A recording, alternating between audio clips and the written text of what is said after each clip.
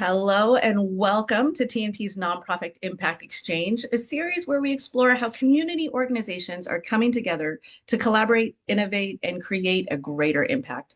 Thank you to the Port of Long Beach for sponsoring this series to highlight the amazing work in the community. I'm your host today, Christina Krishbaum, Director of Programs and Development for the Nonprofit Partnership. Today, we're excited to be speaking with representatives from the SELA Collaborative. SELA stands for Southeast Los Angeles region, where they work to strengthen communities, build collective power, and encourage innovation to drive regional systemic change with a focus on the communities in the cities of Lynwood, Southgate, Cudahy, Bell Gardens, Maywood, Vernon, Huntington Park, Florence-Firestone, and Walnut Park. Hopefully I got all of those in my sentence there. Today we're fortunate to have a chance to speak with Dr. Wilma Franco, as well as who's Executive Director, as well as Charter Family Member of the SELA Collaborative, Raquel Beltran. Thank you both so much for being here today. We're going to learn more about how SELA came together, what exciting projects you have lined up, and information on a new League of Women Voters initiative. Some exciting things happening. Thank you again for both being here. Let's dive right in. Excited to have you both here. Thank you. So SELA's impact, and you've had a wide impact. It didn't happen by accident. It was intentionally built. So Raquel, can you please share a bit about how the story of the SELA Collaborative first came together? Well, again, I want to thank you and Wilma for inviting me to be a part of this discussion, and I appreciate the Impact Exchange focus on this particular geographic area of the county, Southeast Los Angeles County. We always talk about there being several southeast or east in LA County. Certainly there's northeast, there's East LA County, East LA City, and then there's Southeast Los Angeles County. So SELA, as we've coined the term and the moniker intentionally, by the way, evolved over a period of time. It was highly known for decades that this geographic area of the county was neglected by its elected leaders in general, and also by public agencies that service this region. It's a very rich region in terms of people, in terms of culture, in terms of size, and but it is represented by many jurisdictions. It's a region of many small jurisdictions, not just city council districts, water agencies, water replenishment districts, sewer districts, there are a lot of overlapping districts and overlapping agencies. They have a school system that typically have representatives from a different geographic area of the district, Los Angeles Unified School District, even though the majority of the population was in Southeast Los Angeles. Just to use one example of this to put this in historical context. But certainly in 2010, there was the investigation by the LA Times that revealed extensive extortion and bribery and number of crimes being committed by city officials, some community members, but most importantly, the city manager for the city of Bell Gardens. My background is in 40 years in public administration, so those things are very, I'm well aware of the role of the city manager and the important contributions they make as public servants, and it was truly a atrocity. So at that time, I was working for the League of Women Voters of Greater Los Angeles. We were invited by the community to come in and host candidate forums. We have not had a history of operating in that geographic area of the county, but we're willing to respond to the call for support. The League obviously is an organization of tremendous integrity and it exists to promote civic engagement in government. And we were honored to be asked to come in and support the community in that way. They hadn't had an objective candidate forum for quite some time, as was the case in other cities. And that created a pattern for us to be invited back to the community to continue in other cities, Bell Gardens, Southgate, to conduct candidate forums that were objective, neutral, because we don't endorse candidates. In a small geographic area, it's very difficult to find an organization to conduct candidate forums because since they're so small, even if the organization doesn't endorse its leadership, oftentimes does. And that Mhm. can be expected in general. But so finding an independent third party that was able to come in and also do it in a way that had some rules that made Mhm. sense was important. After that, the collaborative community of the community continued to have meetings in order to be able to kind of decide what it wanted with its own destiny in response to these Mm. issues. One of the things I like to say is there's a lot of discussion about thanking the LA Times for making this um, condition known as it Mhm. related to the city of Bell. But what I always like to say is the community knew and had been alerting public agencies about the circumstances with no response. So I think about that a lot of times when you see the statewide aid. Everybody came in and all of a sudden wanted to do something to fix it. It was an atrocity and they all had something to say. And there were more press conferences about this tiny little city of Bell and its this corruption scheme that had unfolded over, at the expense of these very poor people. But when in fact they made it be known that they suspected something, or when they alerted agencies and asked them to come in over a period of time preceding the LA Times revelation, they were ignored on it. So Wilma, how has the mission evolved over time? As Yeah. when you first got everybody together, but how has it really evolved? Yeah, so I actually came into the collaborative in June of 2018. And then so the collaborative had already been functioning through its founding members, right, of which Mhm. Raquel is one of them. And I think the mission has evolved because it was created as a result of the government accountability challenges. The mission was really, heavily emphasizing civic engagement. Like, how do we engage community? How do we raise awareness and educate community about how to get engaged, right? How to hold government accountable, the need to get out the vote, right? Like we're still, struggling in SELA in terms of like trying to get community out to vote, right? And then so I think part of it for us, right, as I, entered the collaborative, trying to kind of understand all the different components of the collaborative. I know one of the Mhm. largest initiative that the collaborative or goals of the collaborative founding members was to create a regional identity. Because oftentimes, right, when we say WeHo, you know where that is. When we say East LA, you know where that is.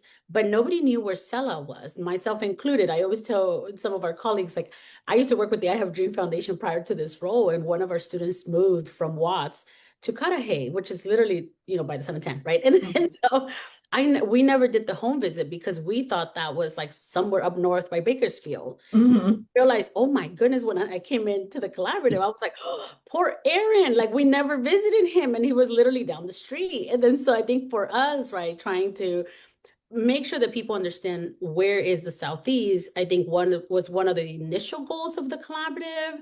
And then so that's why you see a lot of our work, right? Like we brand everything. We make sure we're very intentional, not to mention our branding cost us a pretty penny to develop. And Yes. so our marketing and branding guidelines that we have to Mhm. follow and honor. And then so I think, as we now hear, right, and I know we've heard because we work with a lot of the elected officials, right? We heard from our state reps, our DC reps, people mention SELA, and then I think for us, that was a key piece of how do we make sure that we let folks know we exist and we're important. And I think it was ECR's leadership who said, that we need to really begin to look at the Southeast as a key player, not just in the county, but also at the state and the federal level, because that 710 is that corridor that connects us all, right? And it is the economic driving force of our region, but the region has felt the result of that, right? Without any resources, without any prioritization. And we continue to see that through COVID, now the ice raids, right? And then so I think that's part of that beauty of the collaboratives work is the collective, the collaboration piece. And I think we've evolved to this piece of we don't want to create change just here locally in SELA. We want to see systemic change at the state and the federal level as well. So the SELA Collaborative, it focuses, as we said, on nonprofit capacity building, on civic engagement, on data-driven research. Which of these areas do you see as being most urgent right now? I think given the political climate, I would say civic engagement. But I feel like our work is very much interconnected, right? Because if we're asking nonprofit leaders to come out and engage in GOTV, right, the get out the vote efforts, but a lot of our nonprofit leaders don't realize that they can, right, that their organizations can be involved. In nonpartisan, we're legally allowed as nonprofits to do voter education. What we're not allowed to do, well, we are allowed to do, right, is endorse, but then we're talking about the lobbying part and the other part of this work, right? At that point, then there is legal, right, requirements as it pertains to how much percentage of your staff time is being allocated for a campaign, right? And then that's why our organizations develop C4s, right? Because that C4 is allowed to do this work, right? So I think because of that, oftentimes what I've heard from nonprofit leaders is we don't engage because we don't, it's not allowed. Actually, it is allowed. It's just there's rules that you must follow, right? And then so I think therefore for us, right, as we look at this work, it's interconnected because we need the data and the research so that we can talk about the impact to SELA, right? Without the numbers, it's hard to really kind of quantify the impact. Without the nonprofit leaders and the capacity of the leaders to actually do this work, it's very difficult to do that work, right? Yeah. And then we have civic engagement. We need to mobilize community. We need to educate community because oftentimes we find that, we're told, oh, I didn't go because I didn't know like how to vote, or I didn't know how to use the machine, or I didn't know where to go, or I was just overwhelmed with how many candidates. So then, oftentimes at the risk of making up nothing, right? And then so I think part of that is like, how do we do that? And then given this political climate, it's that much more important to get out and vote because we are looking and seeing, right? Like active, moves and decisions to try to take the vote away from us. And I think there's that quote, right? I was like, if it wasn't important, they wouldn't be trying to take it away from us. So That's right. To exercise that right to vote. And I'm actually super excited today because my mom becomes a citizen today. So I'm like, you can vote. So she's doing her oath right after this. So that's awesome. I filed all my her. mother's paperwork when she became naturalized. So tell her mom I said congratulations. Thank you. She'll be voting. I love that. Yes. We know where we can register. Oh, you love that. I want to kind of bring in Raquel, you mentioned empowering the community to decide its own destiny. And that's really kind of rooted within a lot of what SELA does. So how do you ensure that the organization reflected the voices and needs of Southeast LA's communities? Well, I think that it's important to make a little, to make sure that when we talk about a community being engaged, it means the community is present. We make a mistake in this country of measuring a community's engagement by voting, as if it's the only barometer by which we can determine whether a community has been engaged. And in fact, it is not. It's the easiest one because there's a place where you can get the numbers and it's consistent and you can see it over time and have benchmark information and look at other pieces of information as it moves forward. But I think it's the least representative way to know whether a community is engaged. As we all know, voters tend to be homeowners, which means you already eliminated a whole bunch of people, not to mention they have to be U.S. citizens. So what about everybody else who, when we live in a country where most of the people are not homeowners, that already eliminates a lot of people if you're trying to measure engagement. So in the collaborative, we value people's presence. We value their coming to the table and being part of the conversation, and we let them know that's what they need to do. Voting is only an instrument in order to change policy and the direction and certainly the budgetary considerations of a public agency. But it is not the only way in which to express your voice. So what I like about the collaborative and what has evolved after the agenda was set, which was set with the voices of everyday people. Everything that collaborative does is set and managed and considered with the voices of everyday people. But what makes that successful is the fact that it's consistent. It exists. People know where to go in order to learn and to participate. And it knows that it's a welcoming environment. and that their participation is supported by having interpreters, by having translators, by having people communicate in ways that they understand and to ensure that there's a tracking of what they have to say, that feedback is there, that they hear their feedback back, and then they see what has evolved in order to implement the kinds of things that they said were of interest to them. They see the collaborative sharing their voices in the form of public policy and presenting it to decision makers. And they're invited to be at those presentations in order to see how the decision makers are responding.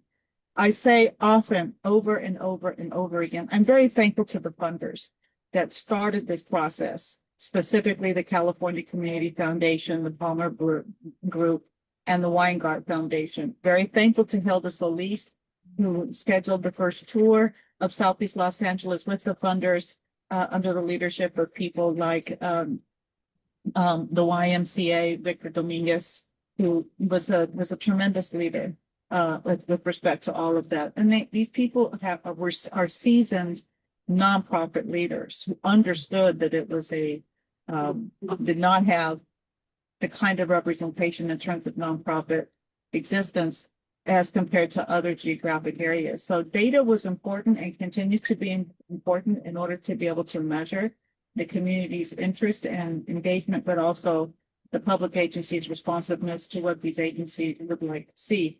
So in that process, as an example, were it not for the existence of the collaborative, the entire COVID response would have been different in that geographic area. And that one is important. Imagine what it would have been like without the SELA Collaborative being there.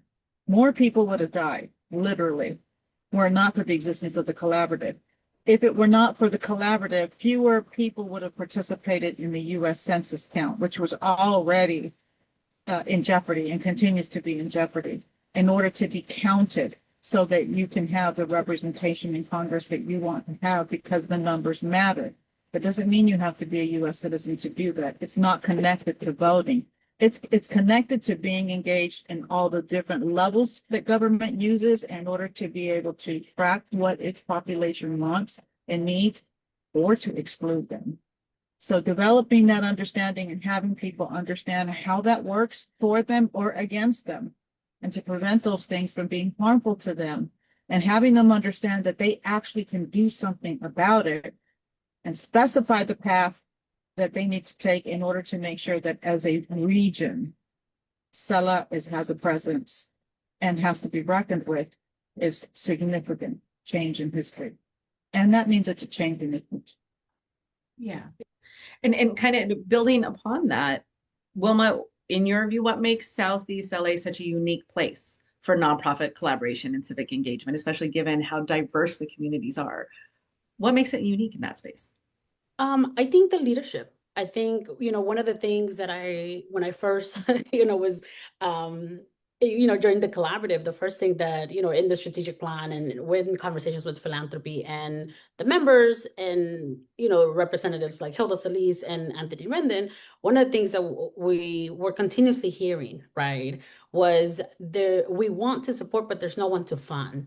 Like, we don't know who to give resources to, right? And that led to our first, 2019, nonprofit landscape analysis, which I know, TMP and us have talked about a lot. And but I feel like that piece that we found through that research was that, one, there is a lot of nonprofits in SELA, but there's also a lot of active volunteer groups that are created, right, and are led by community members who are very passionate, who love this community, who want to see it, want to see progress, right, and things change, opportunities that were not being recognized, right? And then so I think what's different about SELA is the passion, the love, and the humility of the leaders that we have the honor of working with, right? And then so I think that is what makes that difference and positions the region for a really unique space of collaboration.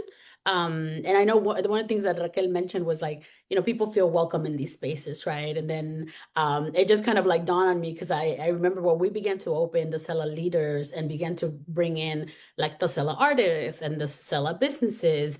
Our media partner, Night Flare, was the first one that I remember when he joined a meeting. He sent me this long email. Him and I still laugh about this, but this long email basically saying like, thank you for inviting me. This was great, but I don't know what my role is here. Like, I don't know what I'm supposed to do here. And then so I think to Raquel's comment about be who you are, we need you to speak. We need you to bring your experience, right? And I think part of it for us, the difference is that as a leader in this region, and I think as a human being, a lot of us, right, relate to the fact that oftentimes we enter spaces where we don't feel welcome. Oftentimes we'll enter spaces where we don't know what we're contributing. But what we're asking of our SELA leaders is, one, we want to recognize you because most of you are already doing this work. You exist, right? So this notion that there's no one to fund, there's a lot of folks to fund, right? There's a lot of work that's being done. There's just not a lot of attention to it, right? And then so, being able to create those spaces is what allows us to kind of, move forward, right? And engage different leaders. And I think for us, right, trying to figure out like, okay, well, where is there opportunities for collaboration with each other, right? And we always tell folks like your lived experience as community members should be valued more than my experience, because I didn't grow up in SELA. I understand the history. I understand because I'm also an immigrant myself and was documented to the age of 18, but I'm a daughter of immigrants. And then so the stories are very similar, but I don't know what it's like to live in the Southeast, right? And then so the lived experience, because at the end of the day, when I'm gone or when Raquel is gone, community has to deal with the consequences of their environment. And this is why we're saying, we need you at the table. We need you to come in and help us be able to shape what the future looks like for the region, because at the end of the day, this is for our children and for whoever comes after us. Also, it's important, if I can add to that, Please. because when new leadership comes in all the time in communities, elected officials change all the time. And every election, every 2-year cycle would normally be the case if you want to use that as an example. There's a change in elected leadership. And they all have their own platforms based on their own experiences or what they would like to accomplish. I had the opportunity to attend the League of California Cities conference last year, and I was amazed at all the young people serving on city councils in the state of California. Very, very young, inexperienced people with a lot of heart serving on those city councils. And there's no training for that unless you're on a board of commission or commission, and that can be a dicey experience as well. But you do learn by experience.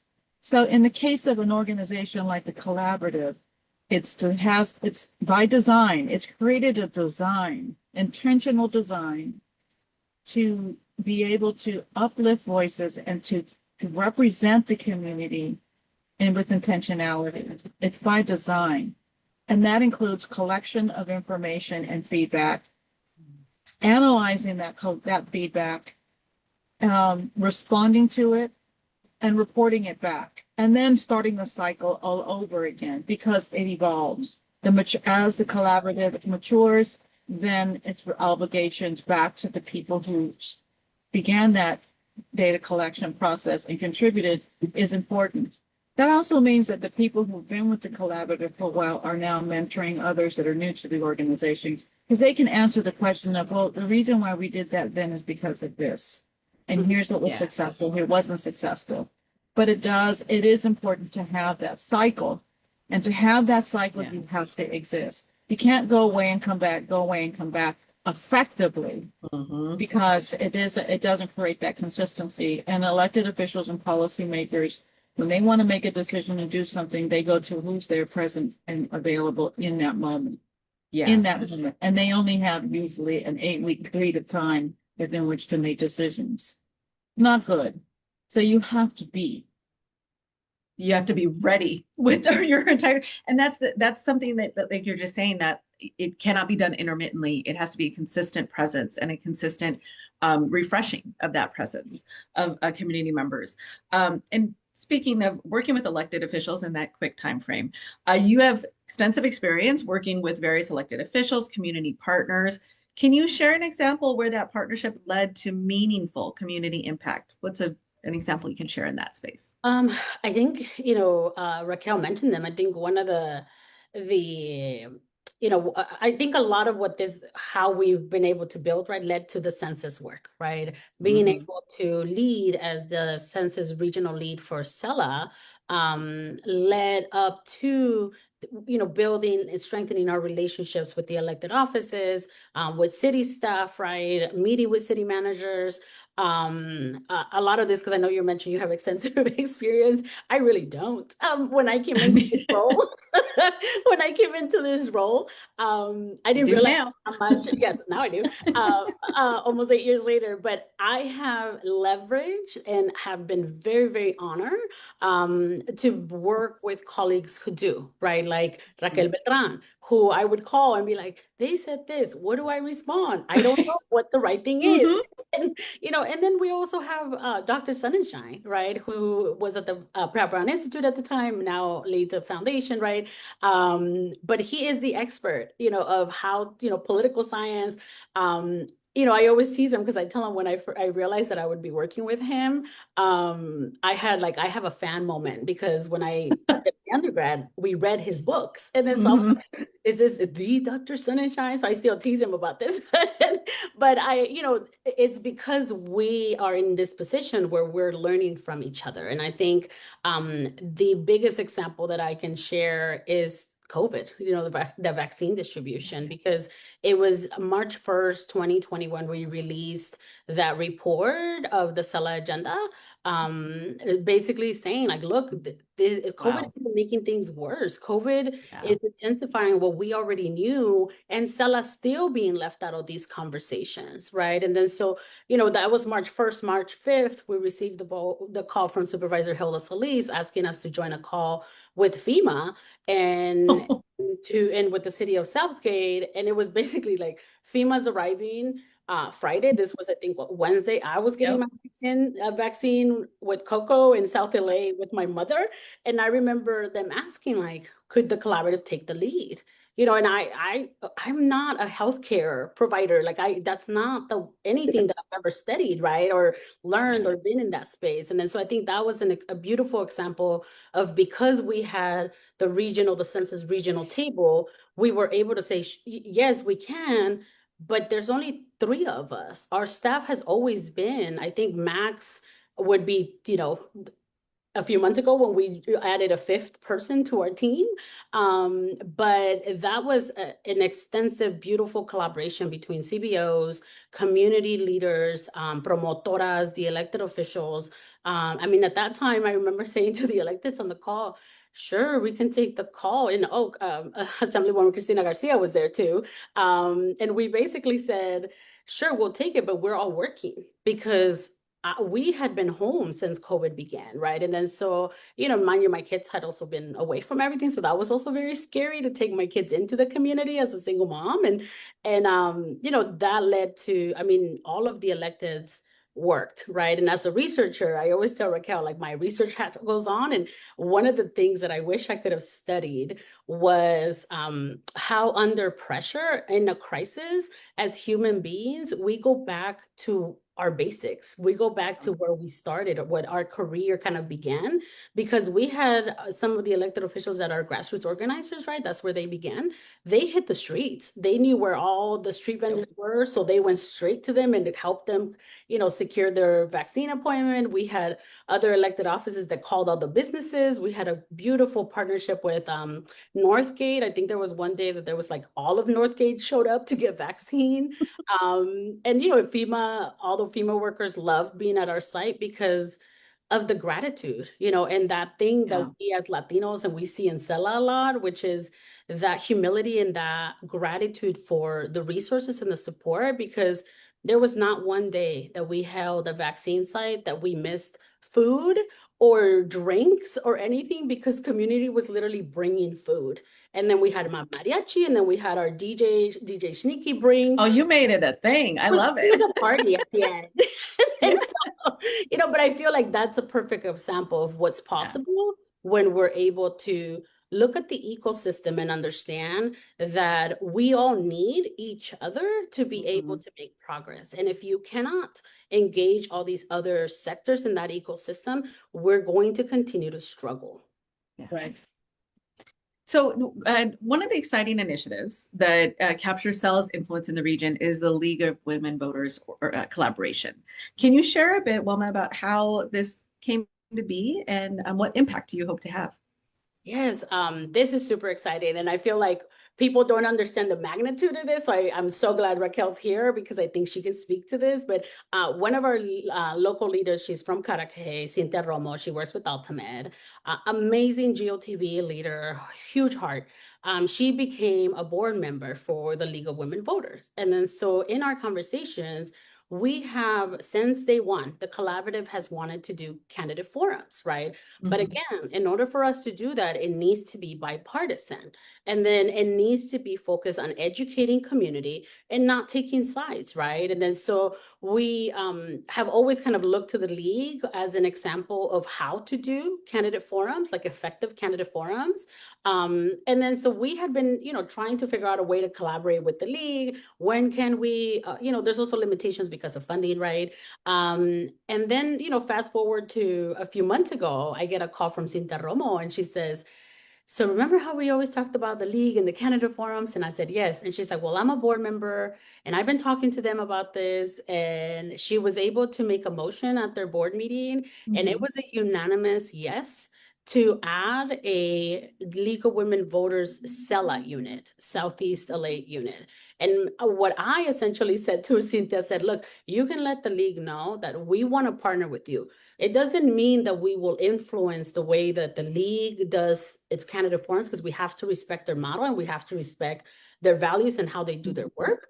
But we as the collaborative have so many promotoras, so many community members seeking to get involved, seeking to get engaged, that we said, okay, we'll pay the membership fee for the first 20 members of this league. But because we represent the SELA region, we have to now go back and look at how do we make sure that every city in that geographic area that we cover is represented, right? Because we need a voice from Cudahy, we need a voice from HP, we need a voice from Southgate. And then so we're in the process of creating that, but this is a massive thing for SELA to have its own League of Women Voters. This is huge. Congratulations on that. Yes. It is a big deal because it actually, when we came in and did Bell, the league is split up around the country by geographic area. So there are different leagues. They don't call them chapters, they're leagues. They represent a geographic area. Well, one of the issues we found with the Bell scandal was there was no league in the county of Los Angeles that represented SELA. So it was the LA League that was willing to come forward, and we had to get the permission of the county league. So it's sort of like when there's nobody else, it defaults to the county league. League has a very, very specific structure. So leagues get engaged in the level of government that ties to their geographic area. So for us in the LA League, there are several cities within our geographic area. So we might get engaged in those geographic areas.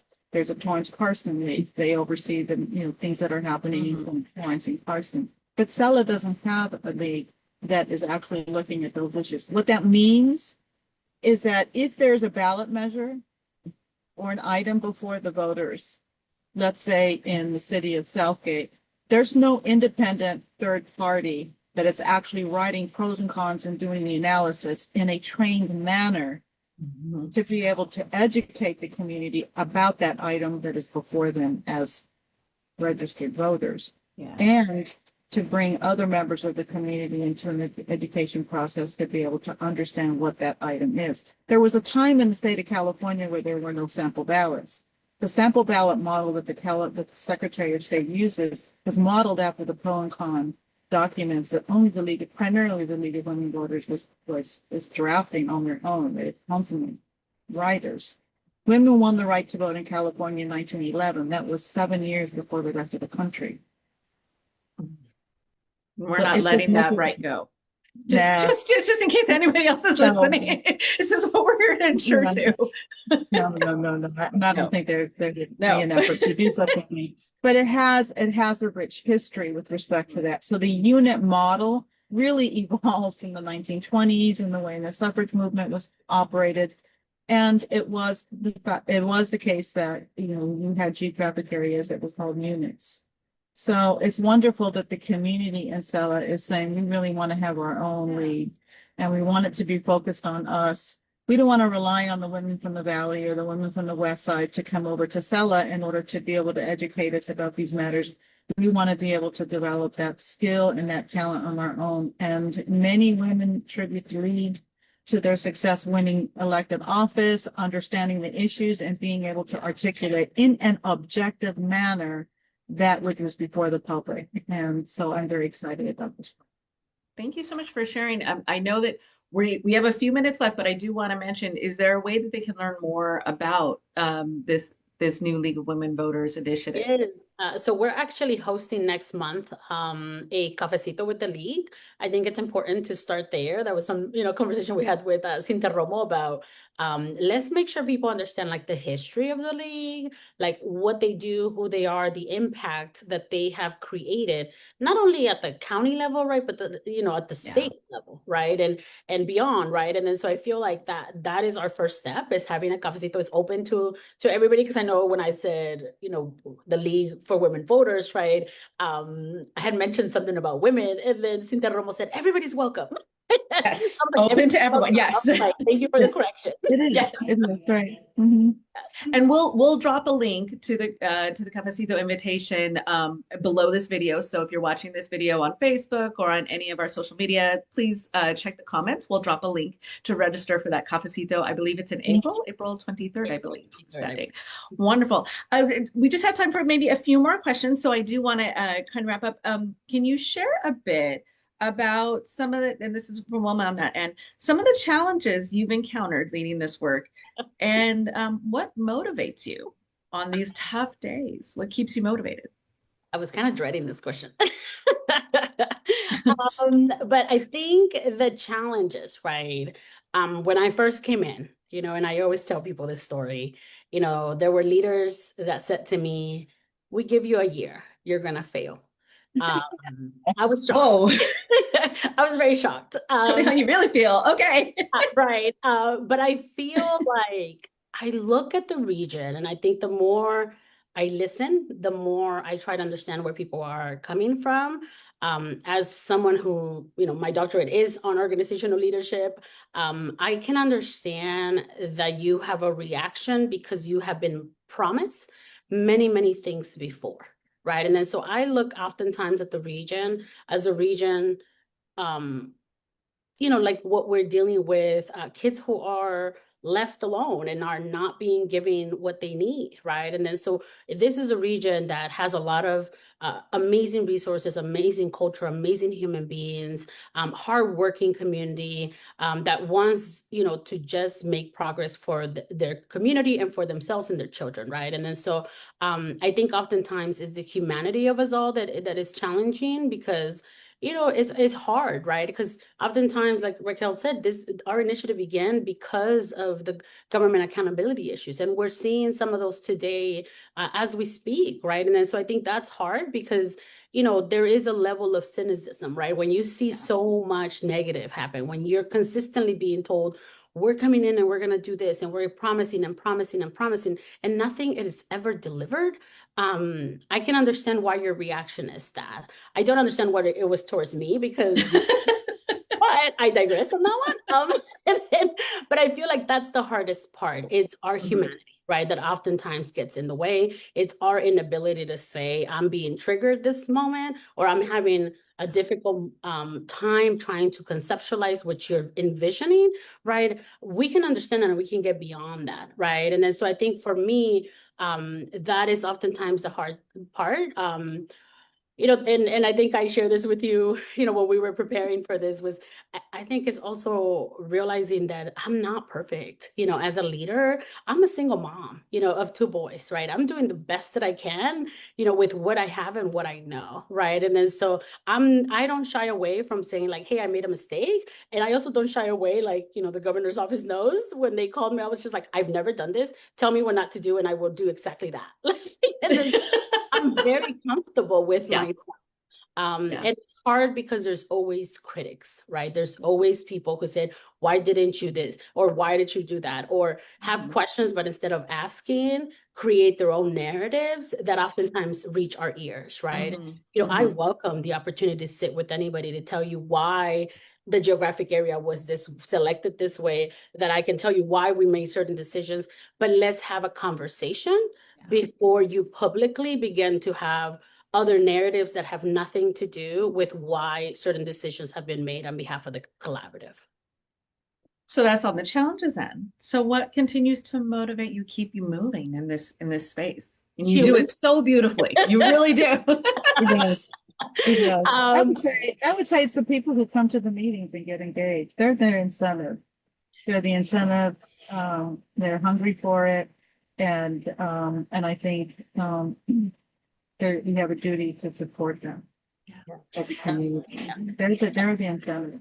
So yeah, that and leads. I think it's No, please. community. I was gonna say, Christina, I think it's community. I mean, I too know these experience. I mean, we're seeing the ICE rates. I returned in October from medical leave, and the first thing we heard was, community is suffering with paying rent because they're losing their family members, right? That were the breadwinners. And then so we issued $100,000 from our funding to do rental assistance, right? And then so that's what drives me, right? My commitment to my community, to the progress. And I think at the end of the day, there's a lot of leaders like Raquel, like Victor, like a lot of the communities that we're engaging, right, that really want to see change and are willing to have the tough conversations.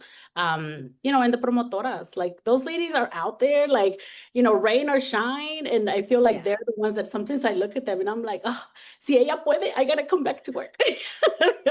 That's right. That's right. You got to measure up too. So for community members and nonprofit leaders who are listening right now or watching right now, and maybe they feel inspired to take part, what does it look like to partner with SELA? How can they step into this work? Yeah, I mean, you're welcome to reach out to us. I think all of our contact is on our website, SELAcollab.org. You can also reach out to us through our social media. I think the one that everybody reaches out to is Instagram, is at SELA Collab. Our team is always on trying to respond as quickly as we can. And if we don't, please give us some time. There's only 5 of us. Sometimes there's a lot coming in. But yeah, reach out to us. We're happy to always, engage in conversations. And yeah, hopefully you can join us at an upcoming SELA Leaders. We would love to see you. I attend those meetings just as well. And they really are, I think, Raquel, earlier when we were prepping, you mentioned that it's like a family at SELA, and it really is. It's one of the most welcoming spaces.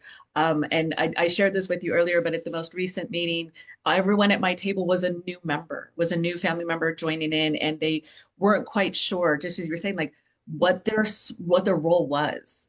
And I said, it's okay, give it time. We're going to find it. This is what we're here for, and it's one of the most welcoming atmospheres, really for a collaborative meeting. I just want to give you both kudos and your entire team at SELA for the incredible atmosphere that you create.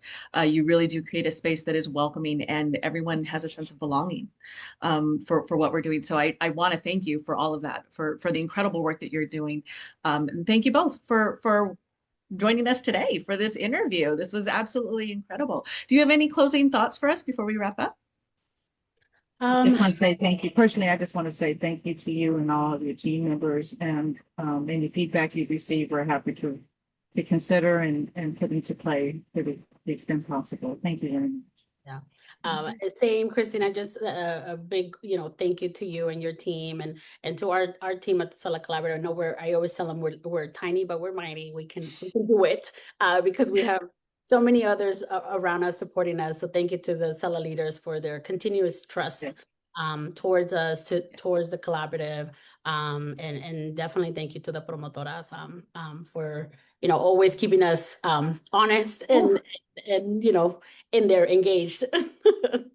Absolutely. Oh, lots of shout outs to the amazing people doing all the amazing work.